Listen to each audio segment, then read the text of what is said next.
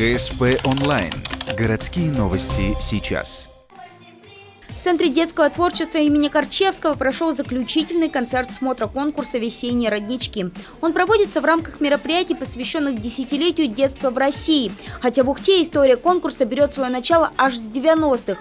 Участники – творческие коллективы школ. Ребята, которые занимаются хореографией и вокалом. Правда, чтобы попасть в программу заключительного концерта, им приходится проявить себя в первом этапе конкурса.